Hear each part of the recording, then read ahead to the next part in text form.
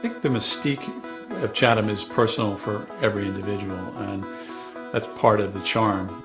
I think anytime anybody describes where Chatham is located, the arm will go up and it will be the shape of Cape Cod, and we're located right on the elbow. Chatham has the advantage of having Atlantic beaches with the crashing waves and the seals and now the sharks to add a little interest. And we also have beaches on the South Shore that are a little calmer and a little better for kids. Chatham is the furthest east of the Outer Cape and is this plunked right in the middle of this natural wild ecosystem. The natural beauty of Chatham and the sort of this fact that it's on the edge of a national park and that wildlife of all kinds stop here every year was both a surprise and, an adventure in the same time for me.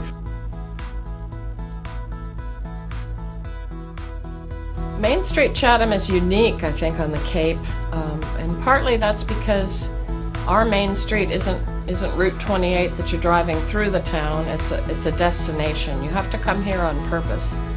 And when you get here, it's a great walking town, and there's great restaurants and fabulous shops and nice parks. We also have what we call the Loop here in Chatham. So you can walk down Main Street, see all the different shops, but you can continue on to Lighthouse Beach, and work your way around past Atwood House Museum, and you end up back at Oyster Pond. So there's something for everybody, but I think the Main Street itself, very unique, very different, and very special, and that's really what draws people to the area. History is very important in Chatham. First of all, it's a town with a long, rich heritage. I think why it's special is that most people who live here have some sense of the history of the town. Either it's the history of the house they live in, or the history of an organization they belong to, or just a general history of, kind of the region and how Chatham might have fit into the kind of what was going on in the country at the time.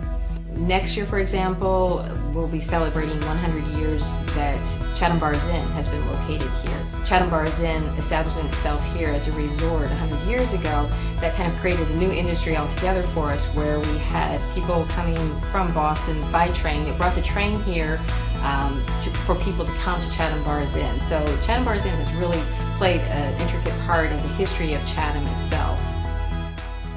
If you talk to people that live here, it's a feeling that you get from living here, from being part of this community.